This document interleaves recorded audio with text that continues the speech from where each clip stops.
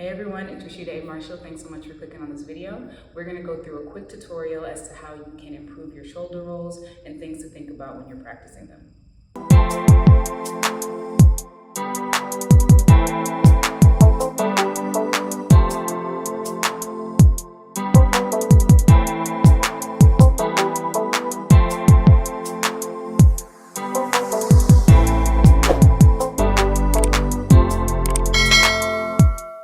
Hey everyone, again, it's Rashida Marshall. Thanks so much for checking this out. If this is your first time, welcome. Be sure to hit the subscribe button so you can stay up to date on all future tutorials, videos, workouts, and all that good stuff.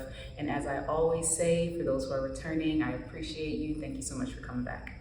So again, this is just going to be a quick tutorial where I break down some things that you can think about when you are performing your shoulder rolls. As you know, if you've seen some of my other tutorials, I really enjoy putting those into the routines and adding different variations of them. So I just wanted to kind of go through some key things that you want to be paying attention to when you're practicing. And then I'll also break it down for those who are maybe interested in learning how to do it step by step. So we're gonna do just a basic one where your legs are going to stay together as you go through the whole thing. This is also known as a fish flop as well, but we're gonna just use that as our example for today. So when you're going through, it helps to know which shoulder is the best side for you to roll over onto. I typically roll over on my left shoulder, but it's also ideal to practice both sides. So practice rolling over on your dominant side, and then also practice the other side as well, just so that you have that ability to switch up the routines and the ways that you go into your flips. So when you're starting, I'll break it down first and then talk about things to think about. You really want to make sure that you're using the lower abdominals. That's what's really going to help you to get the lift of the hips so that you're not sinking down into upper body when you go into the flip. So when you find your roll and you bring the knees in, that lift of the hips is coming from your lower abdominals. So that's where you're getting that lift right there. So you really want to make sure that you're engaging, drawing the belly in, and again, using that part of the core to assist you with keeping the hips up. And even if your hands are there too, you still want to feel that the work is coming from that area, okay? So once you are in the lift and you're going into the roll, so again, I roll over onto my left shoulder. As you're going over, that left hand is propped down to keep you secure. So once you start, you want to have the hand down. Your other hand is pressed into the palm, and I'll make sure to do it on the other side so you can see. But that palm is pressed down to support you, give you that foundation. You're lifting, you're bringing the feet over, rolling over onto the shoulder, the toes tuck. Turn your head to the opposite shoulder, and then slide yourself down, okay? So I'm gonna face this way, but I'm still gonna roll over on my left side just so you can see what the right arm is doing as well. So again, you find that roll, my left side is pressed down, my right palm is pressing. I'm turning over on the left shoulder. I turn my head to my right hand, and then I slide down, okay? So, oops, my earrings, which I shouldn't even have them in because I'm doing this, but I love earrings. So again, make sure the core is engaged and helping you to stay lifted. And then that opposite hand, so the opposite side, is what's helping to keep you firmly in that lift as well as you have the palm pressed down. So I'll show you again so you can see the right side.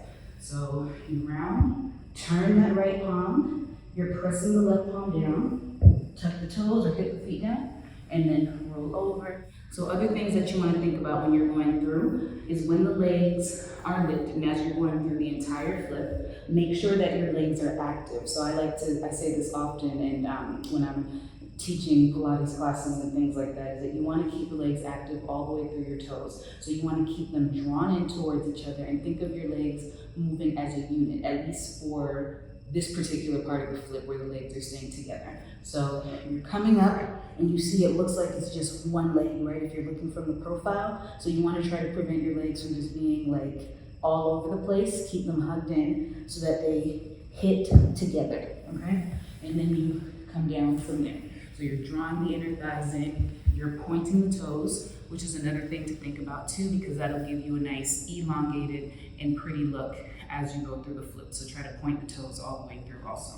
Another way too, when you're practicing, if you find that when your hands are down and you just go into the lift that you're kind of falling down like this and you're unable to really keep your hips up, start by practicing with, you can use the hands underneath to get you into your lift, okay? So use that to support you, maybe before you go into your full roll, but practice holding yourself up and then maybe rounding down. And then you'll find that the core is controlling you as you lower down. So that can be a way to just help you strengthen the abdominals so you can build into the lift.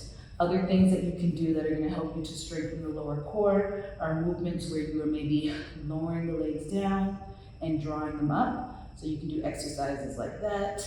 Maybe just with one leg, you can keep one leg down and lower, and then focus on lifting one leg, engaging the lower abdominals. You can again do the other side. You can also do movements when you're in tabletop with the legs up and you reach the legs away and draw them back in. That'll be another way for you to focus on that area of the body that's going to help you with your lifts. And then you can also do small hip curls. So you can start with keeping the palms pressed down and finding lifts of the low back off of the mat or off of the ground. And again, that'll help you to build towards that full lift.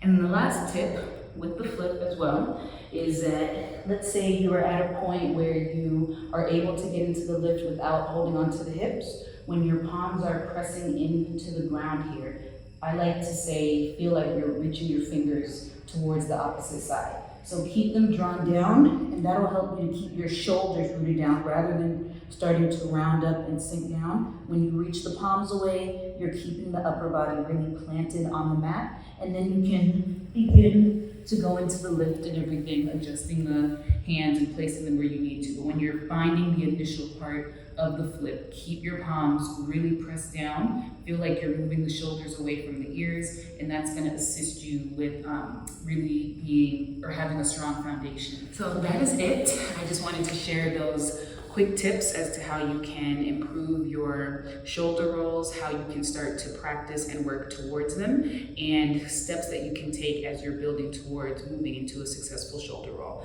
So working on movements that are going to strengthen the core, really focusing on keeping the back rooted down and planted, and keeping the legs active and energized throughout the entire flip, and making sure that you practice rolling over on both sides so that you can be even and balanced when you go through those movements, and you'll have the ability to add variety to your routines and when you're adding the movement.